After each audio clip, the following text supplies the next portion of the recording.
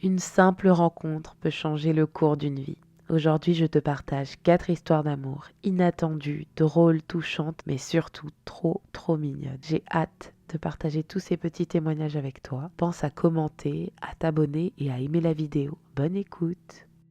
Le premier témoignage que j'ai recueilli, c'est celui de Marie. La première fois que j'ai rencontré mon mec, je venais d'adopter un beagle et devine quoi, je le croise avec son beagle. Je n'avais pas le mien avec moi. Je lui ai demandé s'il pouvait patienter le temps que je fasse sortir mon chien, mais lorsque je suis revenue, il n'était plus là. Quand ma mère sortait mon chien, elle le croisait de plus en plus et elle a commencé à discuter avec lui. Il a commencé à poser des questions à mon sujet. Notamment, il lui a demandé si j'étais célibataire. Un soir d'été, alors que je ne l'avais pas recroisé depuis un moment, je sors mon chien avec ma mère. Ce soir-là, il y avait presque tous les voisins du quartier qui promenaient leur chien. Et lui aussi était là. On a tous discuté pendant très longtemps. Et au moment de finir la promenade, je lui donne le Instagram de mon chien. Et tu t'en doutes, on a commencé à discuter de plein de choses, sauf du chien. Et depuis, on ne s'est plus quitté. Cela va bientôt faire 3 ans. C'est trop mignon. Merci beaucoup pour ce petit témoignage d'amour. Le second témoignage, c'est celui de Léa et je le trouve chouchou. Nous nous sommes rencontrés sur une application de rencontre où je cherchais à me lier avec des gars sympas et peut-être plus si affinité. C'était presque il y a 10 ans. Son profil était complètement décalé, presque digne d'un troll. Ça m'a fait rire car ça sortait vraiment de l'ordinaire. J'ai donc swipé. On a beaucoup parlé. Il était sympa. Et je lui ai fait confiance très rapidement. C'est lui qui m'a initiée à l'urbex. Trop stylé. Par la suite, on a fait plusieurs sorties de ce genre ou simplement des balades. Un soir, il m'a embrassée, mais dans son élan, il m'a donné un coup de tête par accident. On n'en a jamais réellement parlé. Puis, petit à petit, on s'est éloigné. J'ai eu un copain, il a eu une copine. Un soir, je l'ai croisé à un concert. J'étais redevenue célibataire, mais lui était toujours en couple. Je lui ai demandé si on pouvait redevenir amis, comme avant. Il a accepté et nous avons recommencé à discuter un peu plus.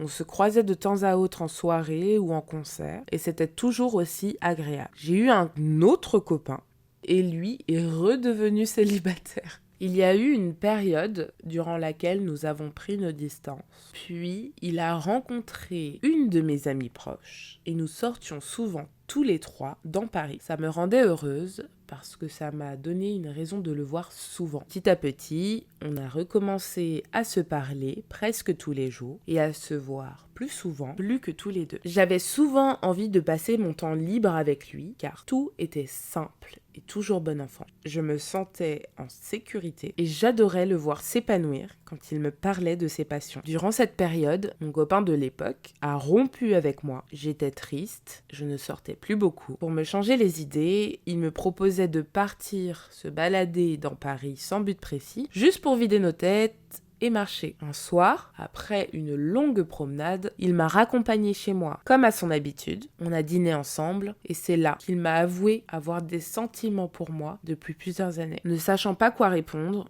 j'étais partagée entre la peur de perdre celui que je considérais comme mon meilleur ami et mon incapacité à envisager une nouvelle relation peu de temps après ma rupture. J'ai alors répondu que je n'étais pas prête. Il est parti, déçu et blessé. Je m'en suis voulu immédiatement. Il ne répondait plus à mes messages, mais je lui écrivais plusieurs fois par jour pour prendre de ses nouvelles. Puis il m'a envoyé un message m'expliquant qu'il préférait me bloquer de partout parce qu'il m'aimait trop pour rester simplement mon ami. En lisant ce message, j'ai ressenti un énorme vide. Je ne comprenais pas tout de suite pourquoi, mais j'étais triste de perdre celui qui me faisait me sentir pleinement moi-même. Le manque a été immense en l'espace de 2 jours. Et là, j'ai eu un déclic. Avec lui, je n'avais pas de doute. J'avais confiance. J'étais heureuse. Il était mon meilleur ami et je savais que je ne trouverais pas une autre personne comme lui. J'ai réalisé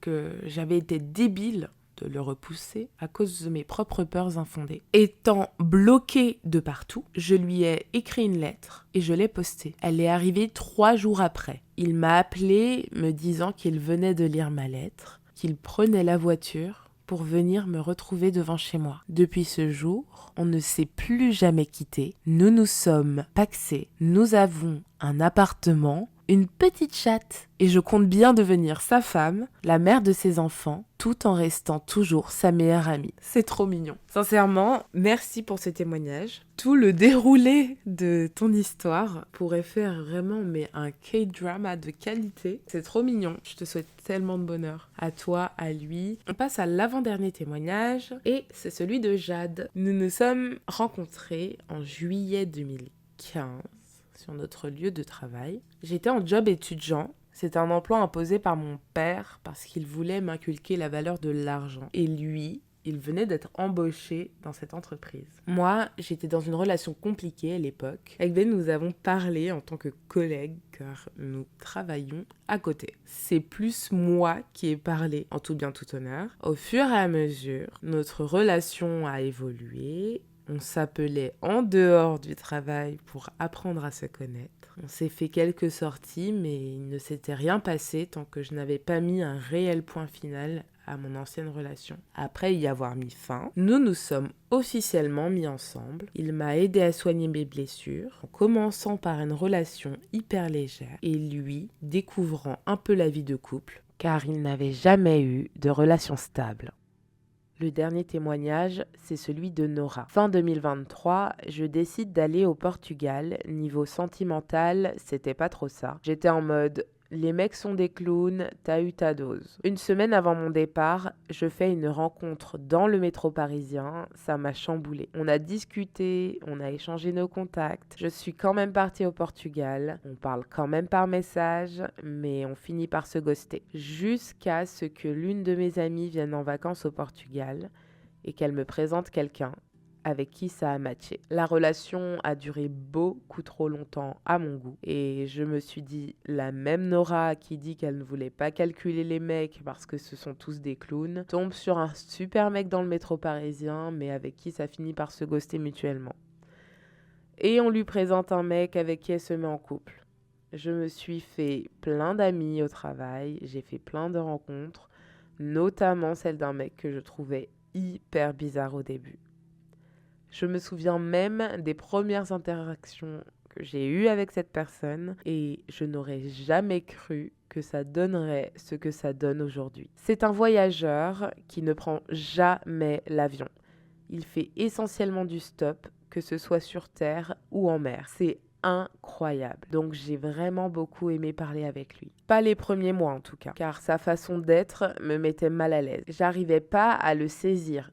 On a fini par changer de locaux, au taf donc, et on s'est retrouvés côte à côte au travail. Tous les jours, nous discutons, on se rend compte qu'on a plein de points communs, on rigole tout le temps. En faisant abstraction des a priori, je me rends compte qu'il me plaît et que je lui plais aussi. Souviens-toi qu'à ce moment-là, je fréquente ce type que ma pote m'avait présenté.